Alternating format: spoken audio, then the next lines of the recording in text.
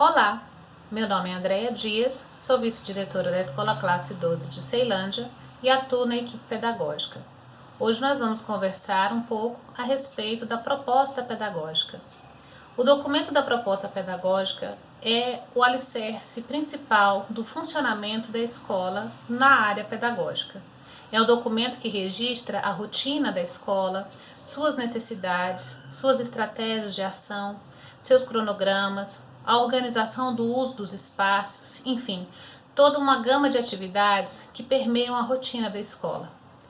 Nosso primeiro movimento é conhecer a realidade escolar, conhecer a comunidade, como é que a comunidade interage com a escola, qual é a nossa clientela, quais são os parceiros que nós temos ao redor da escola, que tipo de ambiente influencia no trabalho dentro da escola. Por exemplo, se ao redor nós temos muitas igrejas, ou se temos unidades de comércio, ou se temos, por exemplo, instituições de assistência.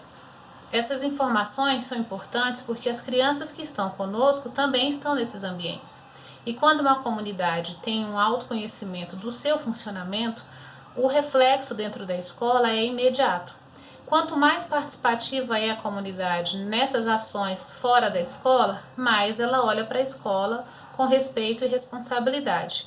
Se temos uma comunidade dispersa, nós vamos ter uma comunidade pouco atuante dentro da escola.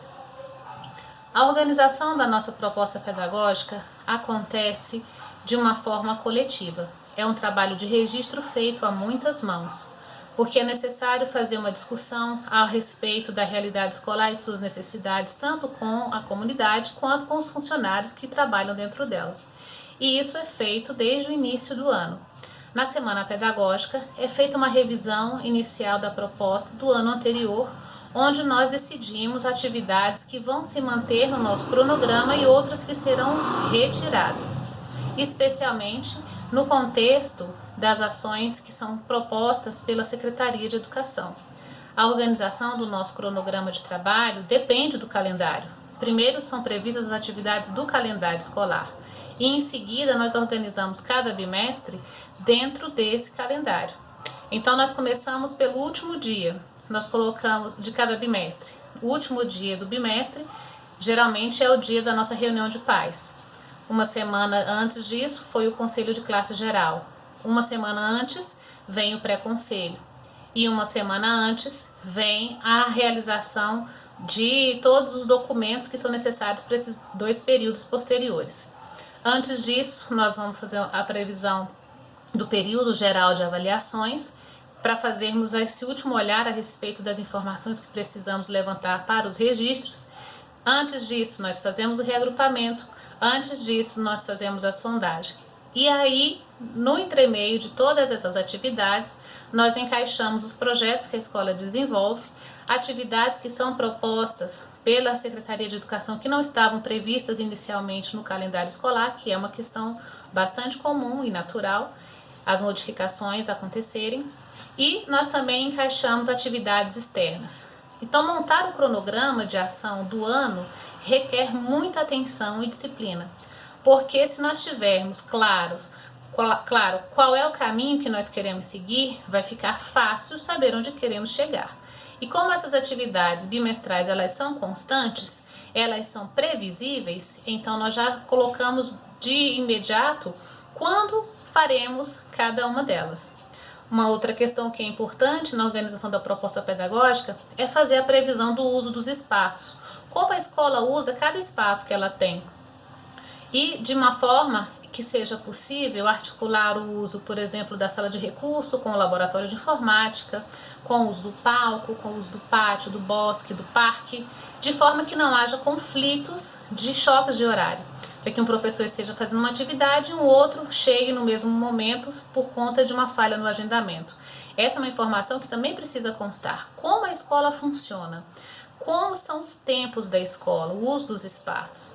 Uma outra questão que é muito importante constar na proposta pedagógica é o detalhamento dos projetos que são realizados. Nós temos projetos como reagrupamento que são bimestrais, que tem um protocolo próprio, E nós temos projetos que nós adotamos ao longo do ano, como houve, por exemplo, a experiência com a comunicação não violenta, que foi um projeto desenvolvido em parceria com a Defensoria Pública do Distrito Federal, que foi um projeto piloto na nossa escola, que durou um tempo e que depois nós mantivemos as atividades gerais, mas sem desenvolver o projeto em si.